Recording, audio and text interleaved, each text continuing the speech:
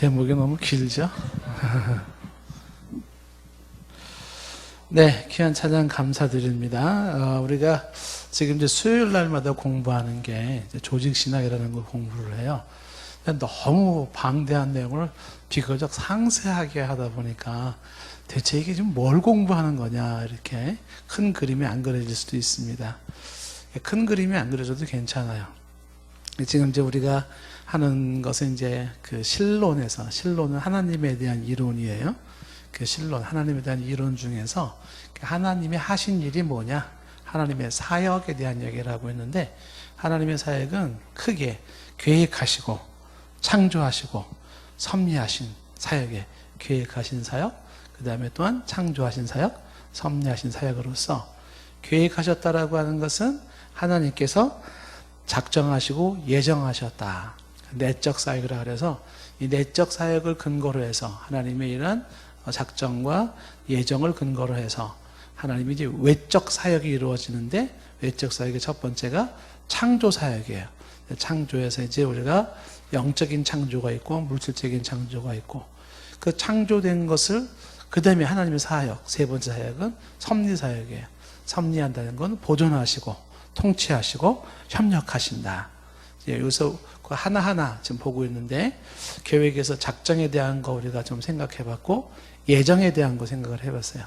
이제 창조, 하나님의 두 번째 외적 사역에서 하나님의 창조에 대한 이야기를 이제 하는 거예요.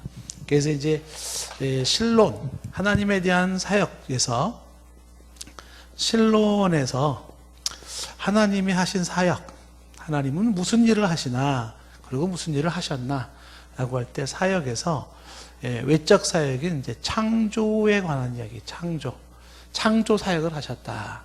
천지를 창조하셨다. 창조 사역에 대한 거를 이제 얘기를 하려고 하는데, 이 창조도 좀 전에 성경 읽은 것처럼 창세기 1장 1절로 태초에 하나님이 천지를 창조하셨습니다. 끝. 그러면 얼마나 좋겠어요. 근데 이거를 이제 다른 많은 기독교를 공격하는 이론들이 있으니까 창조에 관련된 좀 자세한 내용들을 좀 보면 좋겠다라는 것이고, 지난번에 우리 그 진화론 그 창조와 창조신앙과 창조주에 대한 그 강의를 해주신 분이 계셨어요. 그분이 이제 창세기 1장 1절 말씀 가지고 또 설명도 많이 했습니다만은, 그런 내용도 한번 참고를 하면서, 오늘은 창조에 대한 얘기도 다 못 끝낼 거예요. 그래서 창조에 대해서 이제 부분적인 이야기만 우리가 한번 좀 얘기를 좀 나누려고 합니다. 자, 그래서 전반적인 내용을 다 까먹어도 괜찮고요. 일단은 오늘 뭔 얘기를 하려고 한다? 창조에 대한 이야기를 하려고 한다. 이렇게 이해를 하시면 되겠습니다. 자, 그러면 이제 오늘 이제 창조에 대한 구체적인 거를 얘기하기 전에, 오늘 얘기하려고 하는 것은 뭐냐면, 이 창조에 관한, 창조에 대한 기본적인 이론 혹은 기본 상식을 좀 얘기를 하려고 합니다. 요거를 얘기하고 나서 그 다음에 이제 하나님의 천지 창조인 영적인 창조에 대해서, 물질적인 창조에 대한 얘기를 이제 다음 시간에 하려고 하는데, 오늘은 창조에 대한 기본 이론을 좀 얘기를 하려고 합니다. 창조에 대해서. 자, 첫 번째로 우리가 창조라는 단어를 쓸 때, 이 창조라는 단어가 성경의 원어 성경으로 4종류의 용어가 나와요. 창조라는 용어가 4종류가 나온다. 그 첫 번째는 어떤, 창조라는 단어가 어떤 뜻이 있냐면 바라라는 뜻이 있어요. 바라. 히브리 말로 바라. 요런 바라. 좀 전에 창세기 1장 1절에 말한 것처럼 태초에 하나님이 천지를 창조하시니라 할 때, 그 창조가 히브리 사람들의 단어를 보면은 바라, 이렇게 요 단어를 썼어요. 바라. 그럼 요 바라라는 단어가 어떤 뜻인가? 바라라는 쓰는 이 용어가 쓰는 여러 용도가 있는데, 대표적인 게 뭐냐면, 요 바라는 무에서 유를 창조한다. 요때 쓰이는 거죠.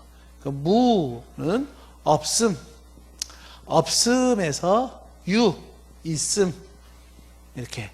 그래서 이제 없음에서, 아무것도 없는 데서 무언가를 있게 한다.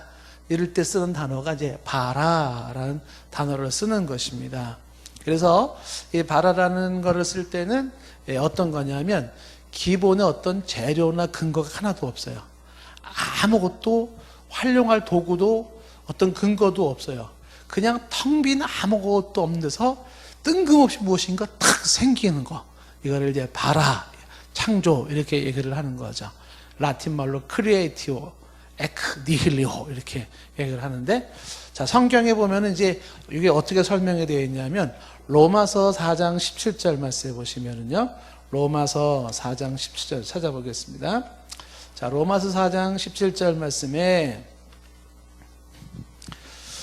자, 성경에 지금 저기 써 있네, 그렇죠? 로마서 4장 17절 말씀 보시면, 기록된 바 내가 너를 많은 민족의 조상으로 세웠다 하신 것 같으니 그가 믿은 바 하나님은 죽은 자를 살리시고, 그 다음에 뭐라 그랬어요?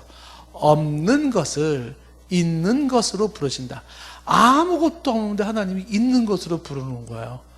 뜬금없이 아무것도 없는 데서 무엇이 있어라 이런 거 딱 있어지는 거예요. 무엇이 있어라 할 때 그 있기까지 하나님이 어떠한 재료를 사용하거나 어떤 도구를 사용하거나 뭔가의 근거를 가지지 않아요.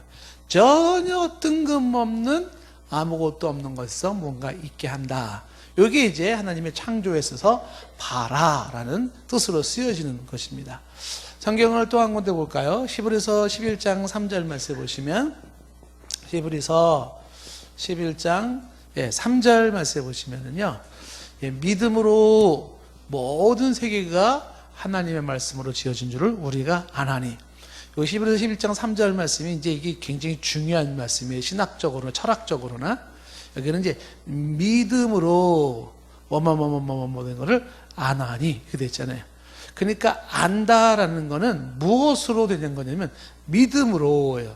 그러니까 믿음으로 알아지는 게 있어요. 그러니까 믿음으로 통하지 않고는 알 수 없는 게 있어요. 그러니까 알기 위해서 믿어라 이거죠. 그러니까 믿기 위해서는 알아라 이렇게 주장하는 사람도 있잖아요. 근데 그 말도 일리는 있어요. 근데 요거 말씀은 뭐냐면 알기 위해서는 믿어라 이거죠. 믿기 위해서는 알아야 된다. 이 말이 통할 수도 있지만 히브리서 11장 3절 말씀에는 알기를 원하는가? 믿어라 이렇게 되는 거죠. 믿음 우위론이라고 하는 거죠. 안셀무스 사람들이라든지 이런 사람들이 주장하는 건데, 근데 여기서 이제 강조하는 것이 뭐냐 하면 그 다음 표현이에요. 믿음으로 알게 된다. 천지가, 이 세계가 하나님 말씀으로 지어준 것을 안다라고 말하면서 그 다음에 뭐라고 말했냐면 보이는 것은 나타나는 것으로 말미암아된 것이 아니라, 우리 한국말은 좀 어려워요. 보이는 것은 나타난 것으로 말미암아 된 것이 아니라, 이게 무슨 뜻일까요? 이 말을 좀 쉽게 생각하면 공동번역을 이렇게 쉽게 번역을 했어요. 뭐라고 되어 있냐면 우리 눈에 보이는 것들은 보이지 않는 것에서 나왔다는 것입니다. 보여지는 것은 보여지지 않은 데서 나왔다는 것입니다. 이런 뜻으로 얘기를 하고 있는 거죠. 그러니까 보여지는 이 세상이라고 하는 것은 보이지 않는 그 어떤 데서 나오게 되었다라고 이야기를 하는 거죠. 그러니까 보이지 않는 그 어떤 것에서 보이는 게 나왔다. 이런 개념이 바로 없는 데서 무엇이 있다 이렇게 얘기를 하는 거예요. 그래서 무에서 유를 창조한다. 이게 바라. 그러니까 하나님의 창조, 하나님 뭔가를 창조하셨어요라고 할 때 첫째 뜻은 하나님의 창조는 아무것도 없는 것에서 무엇인가 있게 하시는 창조였다. 이게 이제 첫 번째 창조에 대한 용어입니다. 두 번째 용어가 이제 뭐가 있냐면 히브리 말로 아사라는 용어가 있어요. 아사. 자, 이 아사라는 용어는 뭐냐라는 것은, 요거는 이미 창조된 것을 변화시키는 섭리이죠. 이미 하나님이 창조한 것인데 그것을 변화시켜요. 변화시키는 섭리를 이야기할 때, 그러니까 창조된 것을 뭐로 바꾼다 이렇게 할 때 요거는 아사 이런 표현을 쓰는 거예요. 이미 창조된 것을 변화시킨다. 그 다음에 세 번째 창조라는 단어를 가지고 있는 게 이제 히브리어로 민이라는 게 있어요. 민. 민이라는 거는 뭐냐면 요거는 각 종류대로의 창조라는 거예요. 이거 중요한 얘기죠. 각 종류대로의 창조. 강의를 막 하다 보면 학생들이 칠판에 있는 거 막 받아 적기 바빠요. 이렇게. 선생님이 뭘 얘기하느냐 그게 중요한 게 아니에요. 막 받아 적어. 그래서 글자가 잘 모르는 글자가 있어. 야야 저 2번에 저게 뭐라고 쓴 거냐 지금. 지금 막 설명이 중요한 게 아니라 받아 적는 게 중요한 거니까. 그러니까 요즘은요 또 학생들이 똑똑해가지고요 받아 적지도 않아요. 받아 적으려니까 너무 힘들어요. 그러니까 가만히 들어요. 끝까지 칠판 꽉 찰 때까지 가만히 들어요. 그 다음에 카메라로 끝 이렇게. 뭐 적을 필요가 없어요. 그것도 이제 줌으로 쫙 해가지고 딱 찍으면은 끝이에요. 여러분 아직까지 카메라로 찍는 기술이 없으니까 막 받아 적기 시작하죠. 근데 제가 이제 수업의 특징이 뭐냐면 항상 수업을 하면은 이제 칠판이 여기서부터 저기까지 쫙 쓸 게 많아요. 그래서 저랑 공부하는 학생들의 특징이 뭐냐면 노트 필기가 굉장히 많아요. 그러니까 계속 시작부터 끝날 때까지 몇 시간 동안 막 받아 적어야 돼. 그러다 학생들은 팔 아파요 막 그래. 팔 아파도 할 수 없어요. 그렇죠? 그래서 여러분 받아 적기 좋게 하기 위해서 제가 이렇게 적어주는 거예요.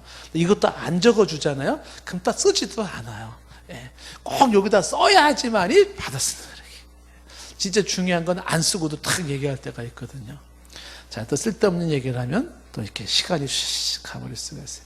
자, 민이라고 하는 게 이제 종류대로의 창조다라는 것인데, 요게 이제 나중에 우리가 얘기할 때 이제 보통 종의 기원, 다윈의 종의 기원을 얘기할 때 이제 요 부분이 좀 언급될 필요가 있는 거예요. 그러니까 민이라고 하는 것은 각각의 종류대로 창조했어요. 하나님께서 종류대로 창조하셨다라는 그런 모습이죠. 그래서 이 민에 대한 창조, 민이라는 창조는 어느 하나의 조그만 미생물에서 발전돼서 이런 모양도 나오고, 여기서 소도 나오고, 여기서 호랑이도 나오고, 거기에서 또 발전돼가지고 인간도 나오고, 발전돼서 모도 나오고, 이런 개념이 아니라는 거죠. 그러니까 처음부터 호랑이는 호랑이로 창조되고, 꽃은 꽃으로 창조하고, 인간은 인간으로 이렇게 창조했다. 그래서 종류대로의 창조라고 하는 게 이제 미인이라고 하는 거죠. 진화론에서 얘기하는 대진화의 개념이 아니다라는 걸 말하고 있어요. 그 다음에 네 번째 용어 중에 하나가 이제 야차르라는 단어가 있어요. 야차르. 그 야차르라는 이 단어는 어떤 의미냐면 이미 존재하는 물질로부터 무엇인가를 만들어낸다라는 거죠. 그러니까 여기서는 무에서 유를 창조하는 거라면 여기서는 유, 있을 유, 유에서 유를 창조하는 거예요. 있음에서 있음을 창조한다. 유에서 유를 창조한다.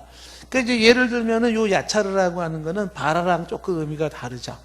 그러니까 바라는 아무것도 없는 데서 아무것도 가지지 않고 뭔가를 있게 하는 거라면, 야차르라고 하는 것은 무엇인가 재료와 근거를 가지고 그것으로 무엇인가를 만들어내는 거죠. 가장 대표적인 예로 진흙이라는 게 있어요. 그 진흙을 가지고 뭔가를 토기를 만들었다. 그러면 그때에 만들다. 진흙으로 토기를 창조했다. 진흙으로 코끼리를 만들었다. 그 만들다라고 할 때는 이때는 야차르라는 단어를 쓴다는 거죠. 있는 것 가지고 무엇인가를 만든다 할 때 쓰는 단어 야차르라고 하는 것이 있다라는 거죠. 그러니까 하나의 재료로 새로운 형태를 만든다. 자, 이런 단어가 골고루 쓰여지고 있다라고 하는 것을 염두에 두면서 이 창조, 하나님이 천지를 창조했다라는 것을 이제 반대하는 이론들이 많아요. 그래서 창조에 대한 보통 일반적인 견해들이 있어요. 어떤 견해들이 있냐면, 첫 번째, 성경이 창조를 신화로 보는 거죠. 신화론. 그러니까 창조라고 하는 것은, 천지 창조는 하나의 신화적인 내용이다. 신화라고 하는 것은 이제 전해져 내려오는 뜬금없는 이야기죠.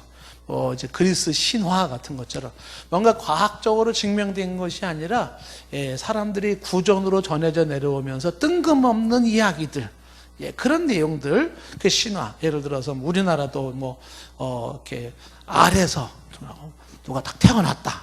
이런 거는 하나의 신화죠. 단군 할아버지도 신화잖아요. 단군 신화. 이제 그런 모든 것들은 그거는 이제 하나의 실제 사실이라기보다는 하나의 어떤 가상의 상상의 내용들을 꾸며낸 것을 신화라고 얘기를 하는데, 이 천지 창조를 이렇게 보는 견해가 있단 말이죠. 하나님이 천지를 창조했다고, 그건 동화 같은 이야기, 옛날 이야기 그런 것이, 그건 과학적이지가 않아. 이렇게 창조를 신화론으로 보는 사람들이 있다라는 것입니다.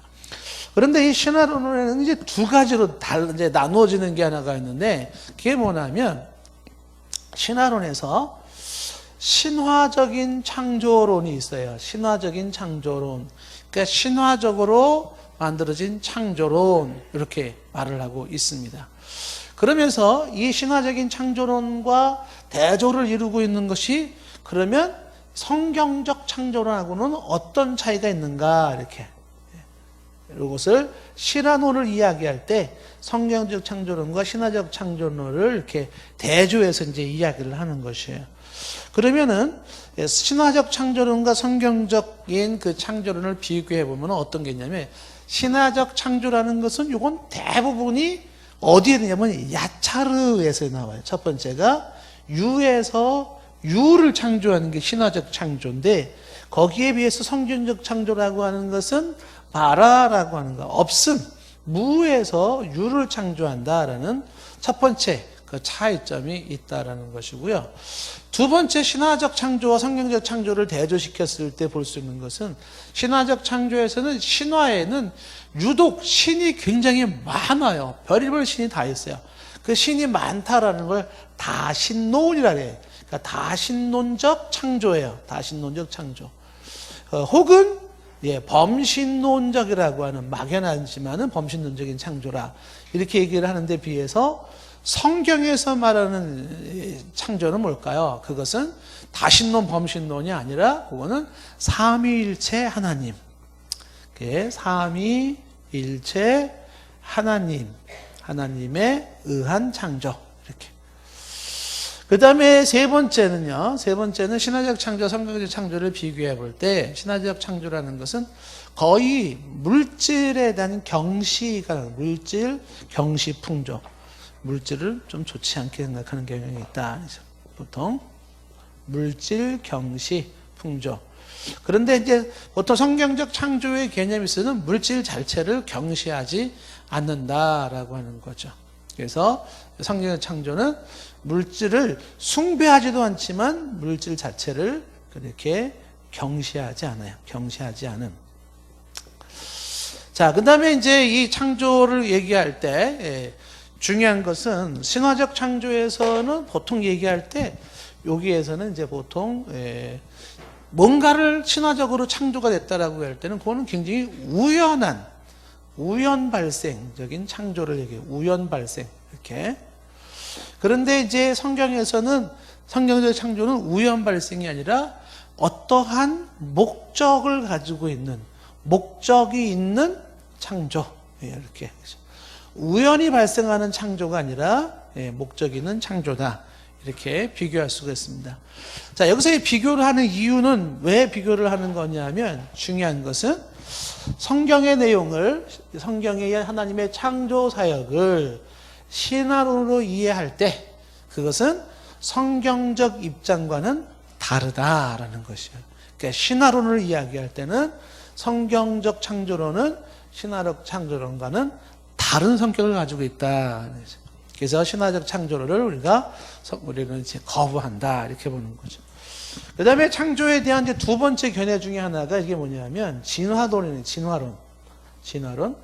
진화론에 대한 거를 여기서 조금 우에다 다시 쓰면은요. 진화론은 대세죠. 보통 크리스찬이 아닌 사람들이 보통 주장하는 게 진화론입니다. 진화론은, 이거는 이제 오늘날은 진화론을 통하지 않고는 보통 과학을 논할 수 없을 만큼 신본주의, 하나님을 전제로 하지 않은 입장은 진화론 입장을 강조를 해요. 근데 이 진화론에서는 이제 중요한 게 이제 두 가지 관점이 있는데, 그게 이제 제가 전문가가 아니기 때문에 저는 충분히 설명을 잘할 수 있을런지 못할런지는 몰라요. 근데 지금 제가 이제 설명하는 거는 참고만 하시면 되는 것이고, 우리가 정작 중요하게 생각할 건 뒷부분에 얘기를 할 거예요. 지금 얘기하는 건 다 참고사항으로 말씀을 드리는 거죠. 첫 번째는 이제 대진화라는 게 있어요. 대진화. 그 다음에 두 번째가 소진화라고 얘기를 하는데, 그 대진화라고 하는 이것은 이제 보통 진화론에서 얘기하는 게 이제 종의 진화, 이렇게 얘기해요. 종의 진화.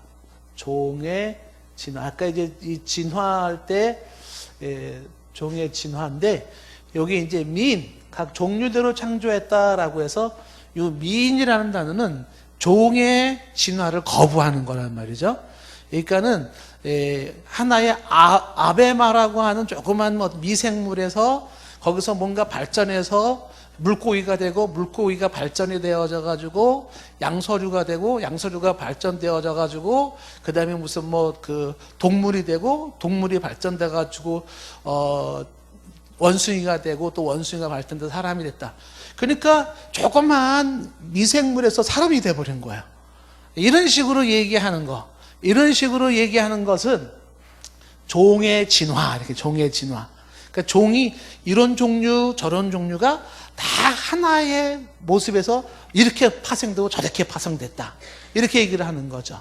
근데 여기서 민에서 얘기하는 거는 아니다. 이쪽 종류에서 저쪽 종류로는 진화가 되지 않는다. 이게 이제 민에서 강조하는 것이죠. 다윈은 이야기할 때 종의 진화를 강조해서 결국은 종에 의해서 진화가 된다. 이렇게 얘기를 한 것이에요.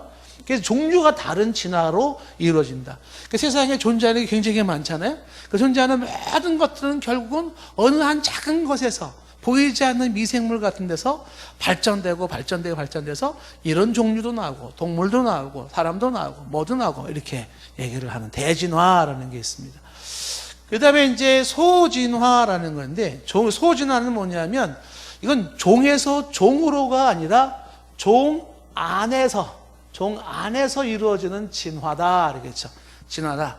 그러니까 처음에 기린이 있었었는데, 기린이 세월이 흘러, 이렇게 높은 걸 따먹다 보니까 목이 길어졌다. 처음엔 목이 안 길었는데, 길어졌다. 그건 처음이나 마지막이나 기린은 기린이에요. 같은 기린이지만, 기린이 생태학적으로 지내다 보니까 그 진화에서 강조하는 게 이제 그 내추럴 셀렉션이라고 하는 자연적 선택이라는 게 있잖아요. 그러니까 자연적인 환경에 적응하다 보니까 목이 길어졌다. 종에서 종은 아니지만 같은 종 안에서 목이 짧은 것과 목이 긴 거로 나눠졌다. 그걸 이제 소진화라 이렇게 얘기를 하는 거죠. 진화를 대진화와 소진화라는 얘기를 하면서 결국은 진화론에서 말하는 게 뭐냐면 창조주에 의해서 이 세상이 창조됐다는 것을 부정하는 거죠. 그러니까 신화론에서도 성경적 창조를 부정하듯이 진화론에서도 뭘 부정하냐 하면 성경적인 하나님의 천지 창조를 부정하는 것이죠. 그렇죠? 그래서 진화론을 강조하는 사람들은 과학은 창조를 말하지 않는다. 이렇게 진화를 말한다. 이렇게 얘기를 하는 거예요. 그래서 보통 학교에서 학생들이 진화론을 배운단 말이죠. 그런데 이제 진화론을 얘기할 때 이제 굉장히 좀 심각한 것이 하나가 뭐냐면 진화론에서 지금까지 설명을 못하는 게 하나가 있어요. 그게 뭘까요? 보통 이 종의 지원이라는 것도 이게 이제 맨델스존에 의해서 이제 이게 잘못됐다는 것이 나와요. 좀 이따 제가 한번 설명을 한번 해볼게요. 얼마나 설명을 잘할 수 있을지 모르겠지만, 근데 진화론에서 최약점은 뭐냐면 이 진화론의 최약점은 뭐냐면 생명의 기원이에요. 그러니까 생명이라고 하는 그 신비한 그 생명은 어떻게 생기는 것일까라고 얘기할 때 그 생명의 기원을 말하기가 쉽지 않다라는 것입니다. 그래서 생명의 기원을 이야기할 때 생명의 기원을 자연 발생적으로 설명을 할 때 생명이라는 것 말이지 그것도 오늘 갑자기 우연히 자연으로 탁 발생했어. 이렇게 이제 주장했었어요. 안 그러면 뭐 방법이 없잖아요. 근데 이 생명이 자연 발생이 안 된다라고 하는 거를 연구 보고를 해가지고 노벨상을 받은 사람이 파스텔을 해요. 이 사람이 연구 보고서를 냈어요. 그죠? 학의 목같이 S자 유리관을 통해 가지고 실험을 통해 가지고 그래서 이 생명이라고 하는 것은 그것은 결국은 무에서 유에서 이루어지는 것처럼 생명의 기원은 불가능하다라는 것을 이야기하면서 과학자들 가운데서 이제 얘기한 게 뭐냐면 생명은 분명한 사실은 생물은 생물로부터 나온다 이렇게. 그래서 생명의 기원을 이야기할 때 두 가지를 이야기하는 것이 자연 발생적인 그러한 자연 발생설이라고 하는 건데 요렇게 설명하는 부분이 그거는 말이 안 된다. 생명에 대한 창조가 말이 안 된다. 이거 설명이 안 된다. 과학적으로. 그 두 번째가 설명되는 게 뭐냐면 생명에 대한 것은 요거는 자연 발생적으로 되는 것이 아니라 요거는 생명은 생명에서 나올 뿐이다. 그래서 그거를 이제 보통 생물 발생설이라고 얘기를 하더라고요. 생물 발생설. 근데 처음에 생물 발생성을 얘기할 때도 요것도 이제 문제는 많이 있죠. 근데 여기서 확대돼서 나온 게 뭐냐면 결국은 생물은 생물은 생물체에서 나올 뿐이다. 그러니까 생물체가 안 돼서 생물이 안 나온다. 그래서 생명이라고 해도 이것은 생명은 생명체로부터 나온다. 이렇게 하는 거죠. 그 어떤 생명체가 있기 때문에 거기에서 생명이 나온다. 이렇게 보는 거예요. 그랬을 때 이 생명을 존재케 하는 그 생명체는 뭐냐? 이 부분이 바로 창조주 하나님이다. 이렇게 이제 보통 설명을 하는데, 지랄에서 설명할 때 가장 어려운 것 중에 하나가 바로 생명의 기원 문제다라고 하는 것입니다. 자, 그랬을 때 지금 이제 여기 지금 대진화라는 것이 안 된다. 그러니까 지금으로 말하면 이제 원숭이가 사람이 됐다. 이렇게 보면은 이제 그 옛날에 원숭이들이 막 뭐 이렇게 막 긁고 그리고 막 이렇게 춤추고 해서 원숭이가 사람 됐다. 그래서 이제 종의 진화로 대진화는 설명이 되는데 이게 안 된다라는 이제 이것이 멘델이 이거를 이제 그걸 완두콩 실험을 통해서 했습니다. 이 멘델의 완두콩 실험에 대한 걸 우리 학교 다닐 때 다 배웠잖아요. 그러니까 수도원에다가 7종류의 완두콩을 심었단 말이에요. 황색, 녹색, 그 다음에 주름이 있는 것과 그다음에 둥근 모양의 이제 그런 완두콩을 이렇게 심었어요. 그 심고서 이 사람이 이제 연구를 했는데 그 연구를 하고 이 사람이 실험의 결과를 통해서 뭘 하나 결론을 냈냐면 종의 진화가 안 된다라는 것을 발견했고 죽었어요.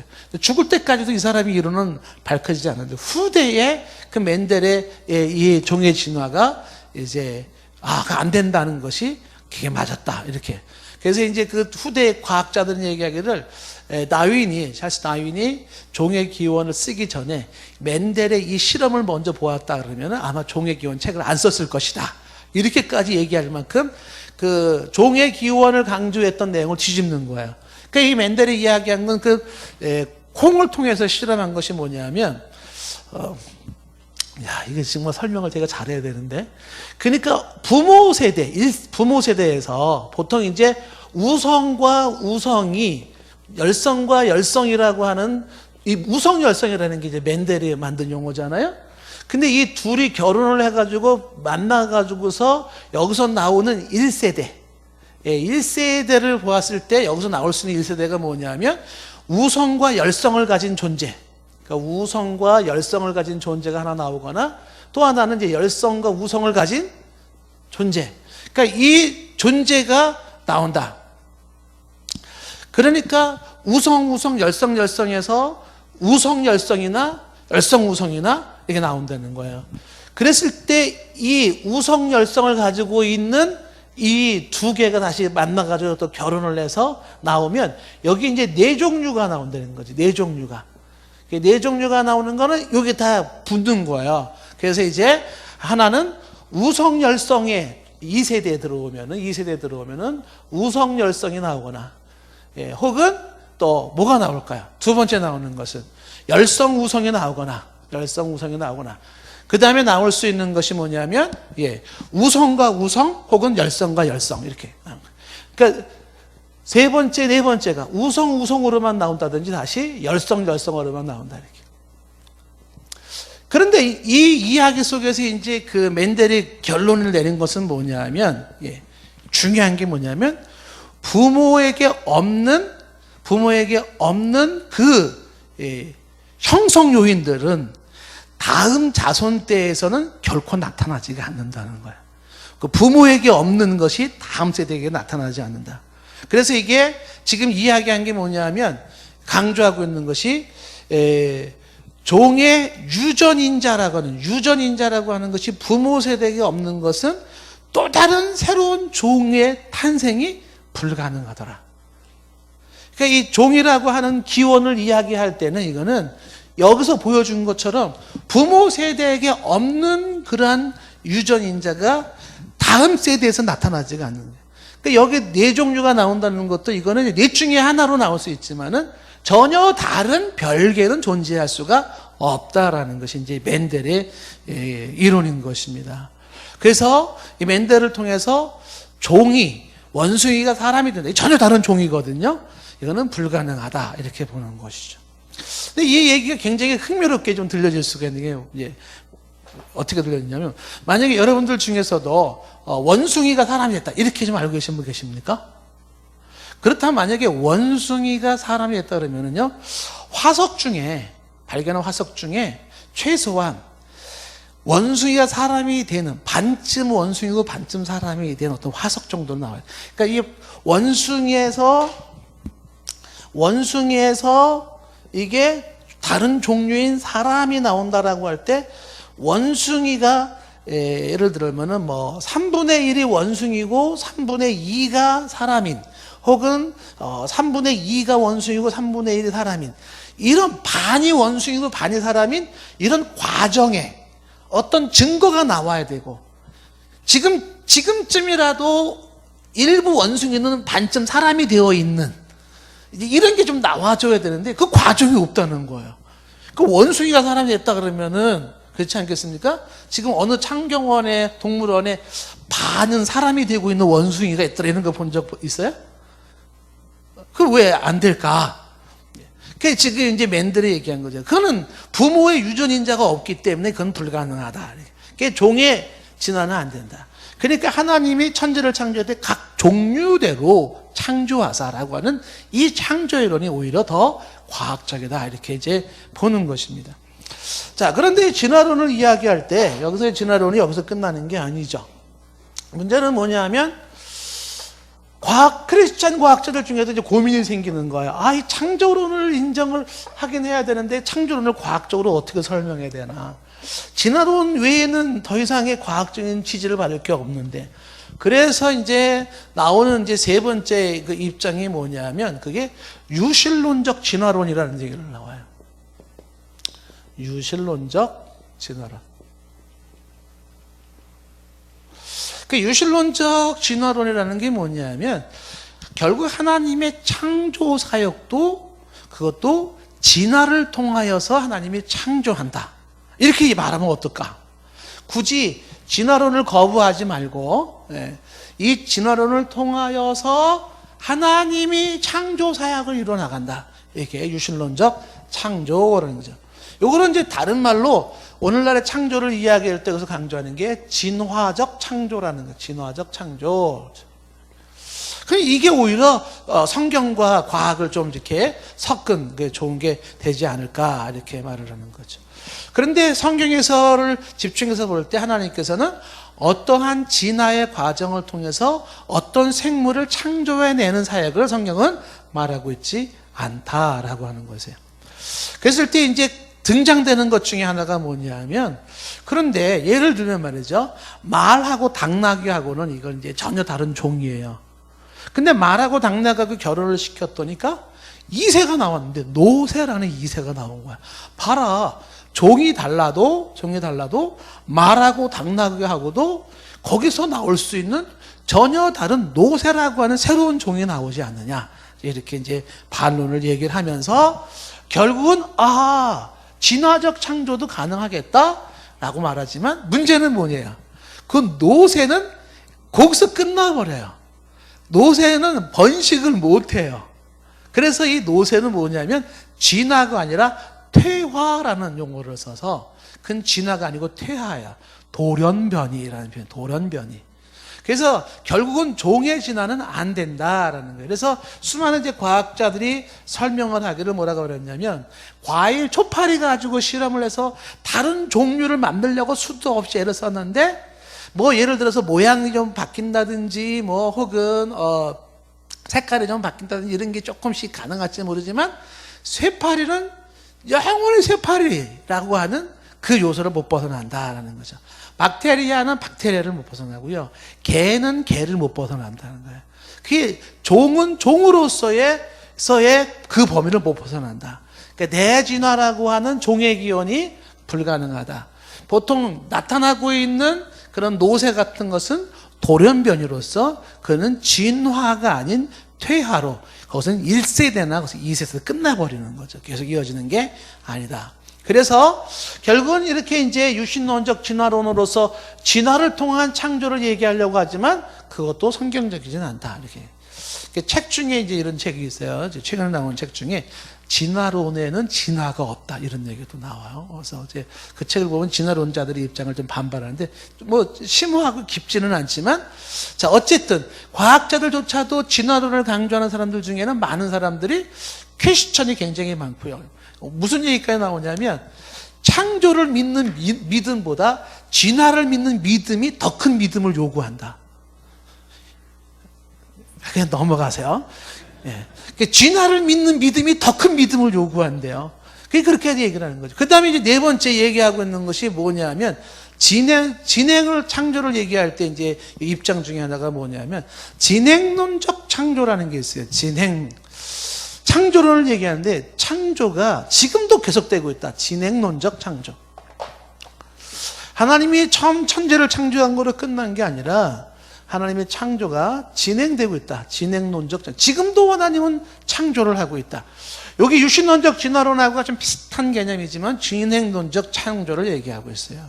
Progressive Creation. 그러니까 이거는 뭐냐면, 하나의 생물체가 오랜 시간에 걸쳐 진화하다가 종에서 종으로 넘어갈 때, 혹은 어떤 진화의 한계가 있을 그때에 하나님이 그 순간에 새로운 것을 창조하시더라, 이렇게 설명을 하는 것이죠.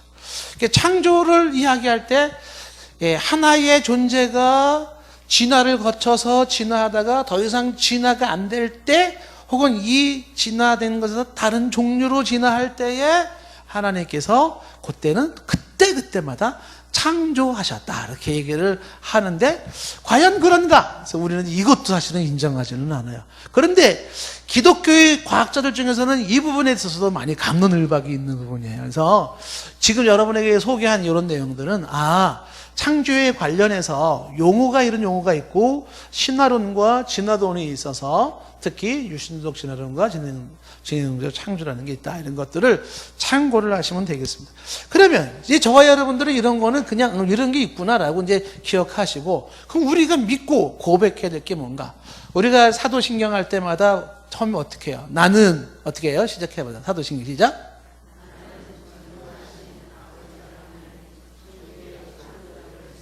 다시, 나는 눈 뜨고 사도신경 하라 그러면 또 못해요, 이거를. 예. 다시 한번 시작. 나는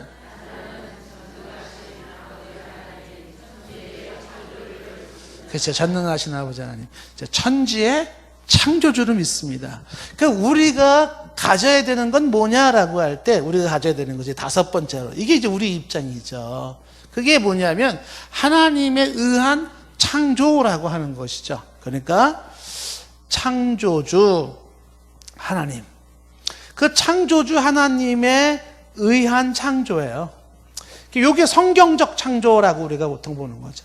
그러니까 과학적으로 수많은 이론이 있을지 모르지만 우리는 성경에 근거한 신앙을 갖고 성경에 근거한 믿음을 고백할 때 성경적인 이 창조를 갖는다.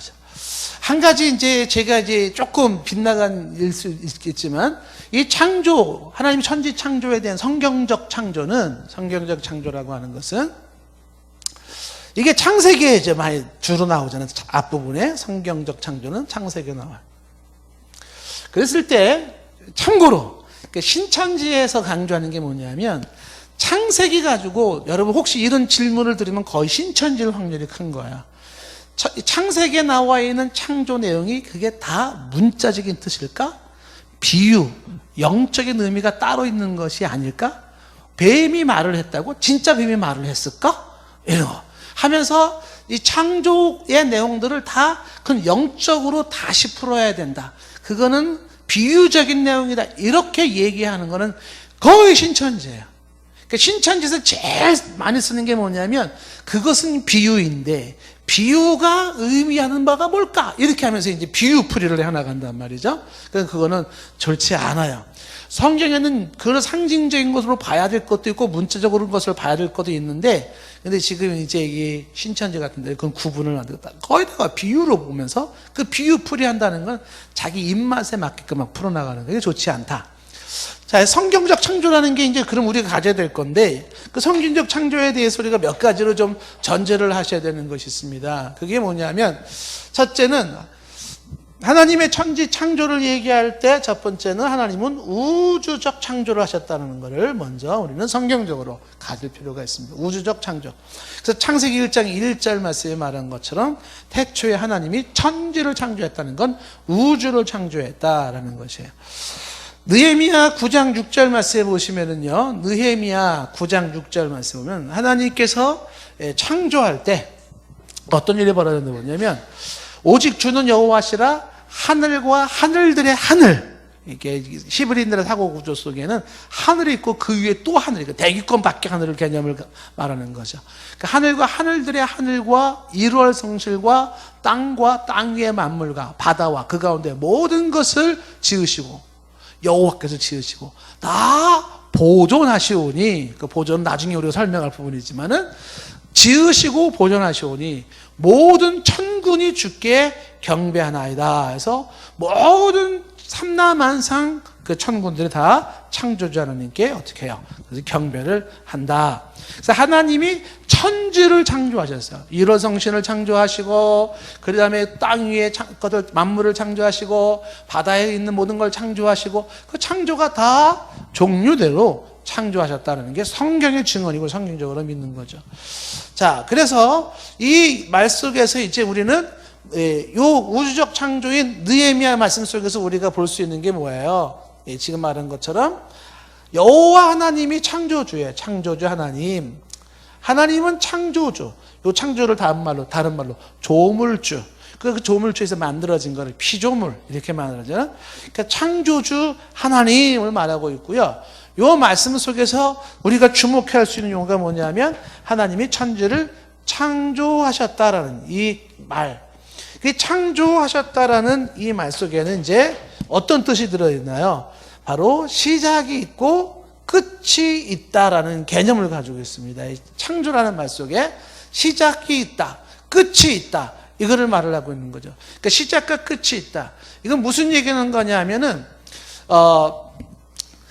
하나님이 영원 전부터 존재했다가 어느 날 하나님이 천지를 창조하셔서 창조된 게 보존하시고 통치하시고 협력하시다가 창조가 끝나고 다시 영원의 세계가 들어가는 거죠. 그러니까 영원이라고 하는 창조 이전의 영원과 그 다음에 창조가 모든 게 완성된 또 영원, 그건 이제 창조 이후, 창조의 모든 끝이죠. 이후에 영원이라는 게 있습니다. 영원. 그러니까 천지 창조라는 것은 뭐냐면 영원과 영원 속에서 어느 시작점에서 어느 끝날 지점까지를 전제로 한 창조다. 그래서 요거는 뭐냐면 창조는 하나님이 특히 창조라는 것은 시간 안에서의 창조라고 하는 개념이죠. 그러니까 영원이라고 하는 개념을 말할 때는 여기 이제 시간이 없는 영원이에요. 시작과 끝이 없는. 그런데 하나님이 뭔가를 창조했다는 건 시작이 있다는 것이고 끝이 있다는 것을 의미한다라는 것이고요. 그 다음에 이 창조라는 말이 지금 여기서 어떤 의미를 말하냐면 이게 시작이라는 뜻도 있지만은 어떤 것의 근원이라고 하는, 모든 것의 근원, 혹은 다른 말로 말하면 출발, 혹은 근거라는 뜻을 가지고 있어요. 그래서 창조하신 것을 시작으로, 그것을 근거로, 그것을 근원으로 하여서 하나님께서는 모든 역사가 이루어진다라고 하는 것입니다. 그래서 심지어는 뭐 종교나 윤리나 인간의 세계 모든 것들을 이야기할 때 시공간의 창조라고 하는 이 근거를 토대로 해서 모든 것들은 이루어진다. 그래서 오리지널 미닝을 찾는다. 원래의 의미를 찾는다. 그러면 항상 어디로 가냐면 여기로 보는 거야, 여기. 이 창조 때의 모습에서 원래의 그 창조 때의 의미가 뭐냐라는 것을 찾는 거죠. 왜냐하면 존재하는 모든 것들은 하나님이 창조하신 그 근거 위에서, 그 출발점에서 모든 것이 이루어지고 있기 때문이다 라고 하는 것입니다. 자, 그 다음에 이 창조를 이야기할 때 우주적 창조라고 하는 것은 창조주 하나님을 말하고 있고, 그 다음에 창조를 이야기하고 있다라는 것입니다. 자, 그 다음에 얘기하는 것은 이 창조를 얘기할 때 하나님의 창조주 하나님의 창조를 얘기할 때는 뭘 강조하는 거냐? 이게 아까 말한 것처럼 하나님의 창조는 무에서 유로의 창조. 그러니까 없음에서 유에 대한 창조가 하나의 이제 특징적인 것으로 말할 수가 있는 건데, 여기서 말한 바라, 그죠? 무에서 유를 창조하는 것을 말을 하고 있습니다. 그러니까 하나님이 무에서 유를 창조하셨다라고 하는 것은 이제 로마서 4장 17절 말씀, 이제 좀 전에 우리가 그 로마서 4장 17절 말씀 좀 전에 보았잖아요. 하나님은 없는 것을 있는 것 같이 부르신다라는 거죠. 그렇죠? 존재하지 않는 것을 존재하는 것처럼 부르신다라는 것을 강조하고 있어요. 그러니까 여기서 이제 우리가 이 신앙에 도움이 되는 것 중에 하나가 뭐냐면, 예레미야 33장 1절 말씀에 너는 내게 부르시지라 내가 네게 응답하겠고 내가 알지 못하는 크고 은밀한 일을 내게 보인다 그랬잖아요. 그러니까 하나님께서는 내가 알지 못한 크고 은밀한 일을 보일 수 있을까요, 없을까요? 있어요. 왜냐하면 아무것도 없는 데서 무언가를 있게 하실 수 있는 분이기 때문에 상상을 초월하는 하나님의 응답과 역사하심은 존재할 수 있다라는 것입니다. 자, 그러면서 이 무에서 유에 대한 창조와 함께 하나님의 이제 이게 그 독특한 능력이지 않습니까? 그 다음에 세 번째를 보면 하나님이 창조라고 하는 것은 이건 독자적 창조예요. 독자적 창조. 그러니까 독자적인 창조라고 하는 것은 뭘 의미하는 거냐면, 하나님의 주권적 창조로서 하나님은 창조할 때 무엇인가를 의존하지 않았고 누군가와 상의하지 않았다. 그러니까 하나님은 독자적으로 당신의 기뻐하신 뜻 가운데서 창조하셨다라고 하는 것이죠. 자, 예를 들면은요, 계시록 4장 11절 말씀에, 계시록 4장 11절에 보면 우리 주 하나님이여 영광과 존귀와 능력을 받으시는 것이 합당하오니 주께서 만물을 지으신지라. 주께서 만물, 존재하는 모든 걸 지으셨어요. 만물이 주의 뜻대로 있었고 이렇게 되죠. 또 지으시고 하셨나이다. 그러니까 만물 존재하는 모든 것이 주의 뜻대로 됐어요. 뜻대로. 이 주의 뜻이 뭐냐면 하나님의 주권에 의해서 하나님이 주권적으로 창조하셨어요. 하나님의 창조는 그 어떠한 의존적 창조가 아니다라는 것입니다. 모든 피조물들은 존재의 원인을 갖고 있고 의존적이에요. 만들어지기까지의 어떤 원인에 의한 것이었고, 그 원인은 바로 어떤 것을 의존하게 되어 있는데, 만드신 그 하나님께서는 천지를 창조할 때 그 어떤 것도 의존하지 아니하고 그 누구의 무엇과도 상의하지 아니하시는 바로 존재의 원인이 없으신 바로 하나님의 창조였다.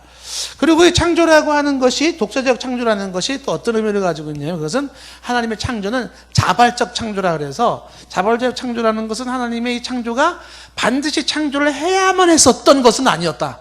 하나님께서 이 창조를 안 하고는 안 될 만큼 뭐 이런 인간과 세계에 대한 창조를 꼭 해야만 됐었던 것은 아니었었다라고 하는 것입니다. 자, 이것이 필연적 창조가 아니라는 건 뭘 말하는 거예요? 자발적 창조라고 하는 것은 하나님이 천지를 창조한 직후에 후렴처럼 하는 말씀이 뭐냐면 하나님의 보시기에 좋았더라라는 거예요. 보시기에 좋았더라라고 하는 것은 당신이 좋아서 한 것이었었다. 그건 하나님이 꼭 하지 않으면 안 되어서 했던 것은 아니었었다라는 것입니다. 자, 마지막으로 창조에서 우리가 보아야 될 건 뭐냐면, 하나님은 이 창조에 목적을 가지고 있다는 거죠. 모든 창조에는 하나님의 목적이 있다는 것입니다. 자, 그 목적이 뭐냐라고 할 때 첫 번째 그 목적이 뭐냐면 뭘까요? 하나님은 왜 삼라만상 이 모든 걸 창조하고 인간을 창조하고 저와 여러분을 왜 창조했을까요? 창조는 하나님의 영광을 위해서다. 자, 이사야 43장 7절 말씀에 보시면, 이사야 43장 7절 말씀에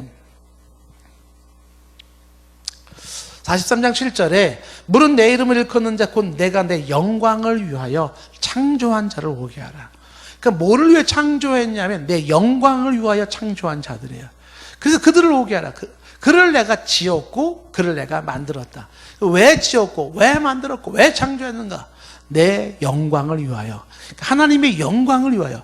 그래서 존재하는 모든 것들의 궁극적인 존재의 이유, 존재의 이유가 뭐냐면 하나님께 영광을 돌리는 거예요. 찬송과 예배를 드리는 거예요. 그러니까 존재하는 모든 것들, 우리의 삶이, 역사가, 사회가, 그리고 우리의 모든 것들은 다 왜 존재하는가? 그 만드신 그분의 의도가 뭐냐면 그 모든 것들이 하나님을 찬양하라고, 하나님께 영광을 돌리라고 하는 거예요. 이게 다른 말로 말하면 하나님께 예배 드리는 거예요. 예배. 존재의 이유죠. 내가 태어난 존재의 이유, 살아있는 존재의 이유. 이유 중에 하나가 뭐냐면 하나님을 예배하기 위해서. 왜 살려주셨어요, 여러분들? 하나님을 예배하라고. 존재의 이유. 바로 창조의 목적이다. 두 번째 창조의 목적 중에 하나는 하나님의 자기 계시라고 하는 거예요. 자기 계시. 그러니까 하나님께 영광을 돌리기 위함이고, 두 번째는 창조를 통해서 하나님이 누구신가? 하나님 자기 자신에 대한 계시를 하시기 위함이에요. 그래서 하나님의 존재와 하나님의 사역과 또 하나님의 능력이 나타내 보여주기 위함이다. 시편 19편 1절 말씀해 보시면, 시편 19편 1절에 다윗의 시 중에 이런 말씀이 나와요. 19편 1절에 하늘이 하나님의 영광을 선포하고, 그렇죠? 하늘이 하나님의 영광을 선포하고 궁창에 그의 손으로 하신 일을 나타내시는도다. 그러니까 하늘이 하나님의 영광을 선포하죠. 하늘을 잘 보면은 뭘 봐요? 이 우주의 별들 있잖아요. 지난번에 우리 교수님 오셔가지고 그 얘기를 하잖아요. 은하수 별들을 10의 22승, 10의 22승은 과학자들이 더 이상 수를 세지 않는다는 거 아니에요. 뭐 헤아릴 수가 없어요. 그러니까 수 없는 그런 삼라만상의 은하수나 은하계들을 통해 그런 것들이 다 질서정연한 모습으로 흘러가요. 질량 보존의 법칙, 연력학 제1법칙이라고 했나요? 저 들은 풍어는 있어가지고 저도 막 그냥. 근데 그런 것들이 기가 막힌 질서 속에서 뭘 말하고 있냐면 하나님의 영광을 선포하고 있다는 거죠. 궁창에 그의 손으로 만드신 일을 나타내고 있습니다. 하나님이 드러내고 있는 거죠. 2절 말씀에 날은 날에게 말하고 밤은 밤에게 지식을 전하고 있어요. 3절에 그 다음에 언어도 없고 들리는 소리도 없어요. 그런데 4절에 그 소리가 온 땅에 통하고 그 말씀이 세계 끝까지 이르도다. 하나님이 해를 이루어 하늘에 장막을 베푸셨도다. 자연 삼라만상들이 결국은 창조주 하나님을 증명하고 있는 거예요. 보라, 이것은 우연이 아니니라. 손목시계 같은 거 하나도 이걸 우연히 만들어졌다고 말할 수가 없는데, 손목시계보다 수천억 경조 헤아릴 수 없는 복잡한 세계가 우연히 만들어졌다고 말할 수 있겠는가? 아니다. 그 어떠한 설계자의 의도와 목적하에서 만들어지지 않고는 우연이란 존재할 수가 없다. 조그만 손목시계 하나도 우연히 만들어졌다는 말이 통하지 않는다면 더 복잡한 것이 어떻게 우연이 됐다고 말할 수 있겠는가? 그랬을 때 이 자연의 모든 세계가 다 창조주 하나님을 드러내고 있다라는 거예요. 그래서 이제 과학자들은요, 뭐 케플러라든지 뭐 갈릴레오도 마찬가지잖아요. 이런 사람들은 천체를 연구하다가 하나님을 믿는 사람으로 평가되고 있어요. 자, 그래서 하나님은 이런 피조 세계를 통하여서 보라, 창조주가 계시지 아니한가? 보라, 그분의 통치가 있지 아니한가? 보라, 그분의 역사가 있지 아니한가? 이거를 드러내 보이고 있다라고 하는 것이에요. 자신을 계시하신다. 그래서 피조물을 통하여 창조주 하나님을 바라보고 그분을 확인하고 그분을 예배할 수 있기를 원하시는 거죠. 로마서 1장 20절에서 23절까지 말씀도 같은 맥락이죠. 로마서 1장 20절에 보시면, 로마서 1장 20절, 창세로부터 그의 보이지 아니하는 것들, 하나님이 보이지 아니하는 것들, 그의 영원하신 능력, 하나님의 영원하신 능력, 하나님의 신적인 성품이 그가 만드신 만물 속에 분명히 보여 알려지나니, 그러므로 사람들이 핑계할 수가 없어요. 나 하나님 몰라, 하나님 어떻게 알아, 못 믿어. 핑계를 못해요. 만든 그 피조물 속에 이 만물이라는 거는 뭐 만들어진 것이 단순한 물리적인 것뿐만이 아니에요. 사건이나 역사도 다 들어가거든요. 그런 모든 것들을 면밀히 보면 이게 우연이 아니라 그 속에 하나님의 창조주가 나타나고 해서 그 하나님의 능력과 신성이 보여짐으로 핑계할 수가 없다. 이어지는 21절 말씀. 그런데 인간의 교만이 어떻게 됐냐면, 하나님을 알아요. 내 양심에서 그 어떠한 절대자가 있다는 걸 알아요. 그러면서도 하나님을 영화롭게 아니하고 감사치도 아니에요. 그리고 생각은 허망해지면서 미련한 마음이 어두워졌어요. 이게 인간이 타락한 죄성의 모습이에요. 그래서 22절 말씀에 어떻게 했어요? 인간이 하는 말이 스스로 똑똑한 척하지만은 바보예요. 인간은 하나님을 부정하는 자는 바보예요. 그래서 이 사람들은 23절 말씀에 어떻게 되냐면 썩어지지 아니하는 하나님의 영광을 썩어질 사람과 새와 짐승과 기어다니는 동물 모양으로 우상을 바꿔놓은 거예요. 만드신 그분을 찬양한 게 아니라 만들어 놓은 물건을 가지고 그걸 신으로 섬기는 거예요. 이 만들어진 모든 것들은 만드신 그분이 계시기 때문인데 만드신 그분을 찬양하고 경배하는 게 아니라 만들어 놓은 그것 가지고 이게 신이야, 이게 나를 구원해, 이게 나를 보장할 거야, 이게 나를 행복하게 할 거야, 이러는 거예요. 썩어질 것을 만들어 놓고서 그것을 신이라고, 그것을 나의 하나님이라고, 그거를 의지하고 그것을 숭배하고 나가는 똑똑한 척하지만 바보 같은 게 누구다? 인간이다라는 거죠. 만들어진 모든 피조물들은 궁극적으로 창조주 하나님을 드러내고 있다라는 것이죠. 저와 여러분들을 삶 속에서 면밀히 보시면 하나님의 창조주 하나님의 모습을 볼 수가 있고 우리 본분의 목적은 하나님께 영광을 돌리는 것이다 라는 것입니다. 자, 그러면 이제 다음 시간에 하나님의 이제 창조에 대해서 그러면 어떤 창조가 영적인 창조로서 천사들의 창조는 어떻게 이루어지고 사탄은 어떻게 존재하는 건지부터 그럼 물질 세계의 창조가 어떻게 6일간에 이루어지는지 등등이 이제 우리가 앞으로 봐야 할 내용입니다. 자, 오늘 이야기 속에서 포인트는 하나. 하나님이 천지를 태초에 하나님이 천지를 창조하시니라. 기도하겠습니다.